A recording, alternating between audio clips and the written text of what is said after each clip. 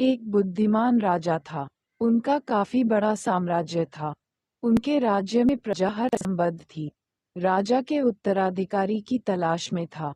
उनके 3 बेटे हैं। राजा इस पुरानी परंपरा को नहीं निभाना चाहता था कि सबसे बड़े बेटे को ही गद्दी पर बिठाया जाए। वह सबसे बुद्धिमान और काबिल पुत्र को शासकना चाहता था। राजा इसलिए उत्तराधिकारी के लिए तीनों की परीक्षा का निर्णय लिया। राजा ने तीनों बेटों को अलग अलग दिशाओं में भेजा। उसने हर बेटे को सोने का एक एक सिक्स देते हुए कहा कि वे इसे ऐसी चीज बनाते हैं जो पुराने महल को भर देता है। पहले बेटे ने सोचा कि पिता तो साथिया ले चुके हैं, इसी बहाने पैसे से इस महल को किसी चीज से कैसे भरा जा सकता है।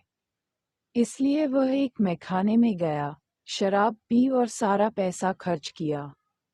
राजा के दूसरे बेटे ने भी इससे आगे सोचा। वह इस नतीजे पर पहुंचता है कि शहर में फैला हुआ है तो कूड़ा ही है, इसलिए उन्होंने जन्मतिथि से भर दिया। तीसरे बेटे ने 2 दिन तक इस बात का अंदाजा लगाया कि महल को सिर्फ एक सिक्के से कैसे जोड़ा जा सकता है।